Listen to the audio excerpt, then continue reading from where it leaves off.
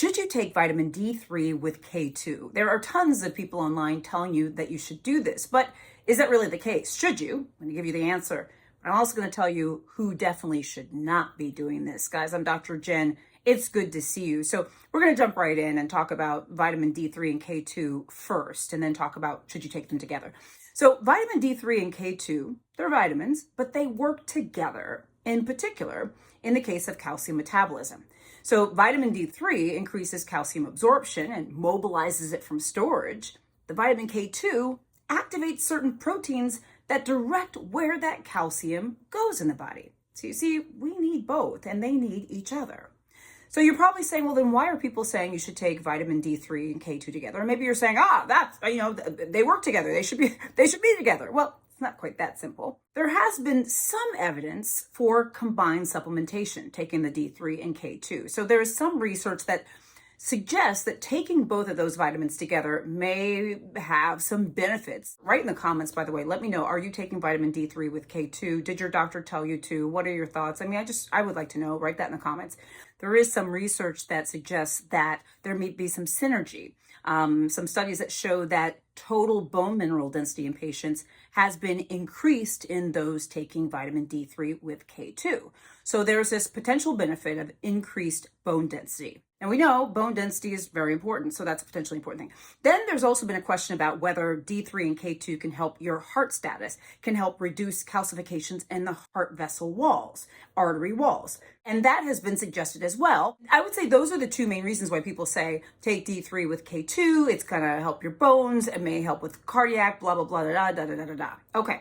So now let me tell you what really is the case and what is not. So it is true that there are studies that have suggested that D3 with K2 actually improves bone mineral density. However, a lot of these studies are not randomized control trials, which is the best type of study.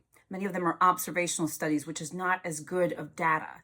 Many of these studies have actually been done in Japan, and we may not be able to sort of generalize the results from what they found there in other populations. Also, some of the studies simply just are not that great. They're just not good studies. The other thing is that we don't really have conclusive data on whether D3 with K2 actually reduces fractures. And that is, say, one of the important real-world sort of ramifications of bone mineral density. One of the reasons why we want bone mineral density to be good is to hopefully reduce the risk of fracture. But we don't have studies that say, D3 with K2 reduces the incidence of fracture. So that's important to note. And so moving on to the heart stuff, we do have some epidemiological studies that suggest that perhaps D3 with K2 may lower coronary artery calcification, lower the risk of cardiovascular disease, etc. The problem with that, and while that's sort of hopeful, the problem with that is, though, we don't have any randomized control trials that confirm that that's actually the case. Right, so we have a lot of really, really good theories and really, really good ideas and some morsels of information that suggests this may be the case, but we don't have slam dunk information that says actually taking vitamin D3 with K2 is going to definitely increase your bone mineral density, lower fracture risk, and reduce cardiovascular risk. That's the problem. The data is still evolving, right? The data suggests this may be the case, but it's still evolving and it's not a slam dunk. This is why our major organizations are not recommending that you take vitamin D3 with K2. It's also why your doctor probably hasn't recommended it either.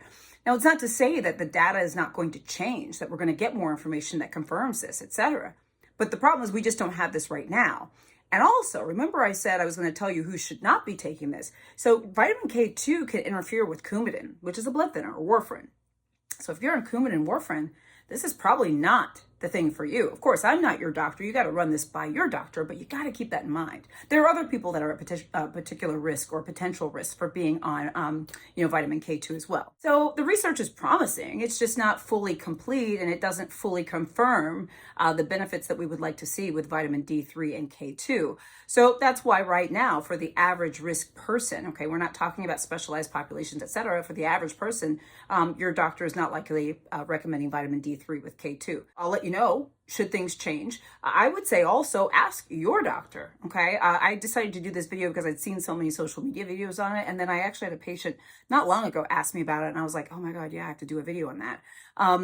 You know, and medical science does evolve, but we're just not there right now. Guys, I'm Dr. Jen Caudle, practicing family physician, on-air health expert, and video creator. I do daily videos on literally all sorts of things.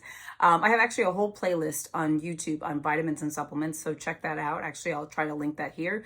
Also, I have a free health newsletter as well, if you can go to drjencaudle.com. Anyway, guys, love y'all.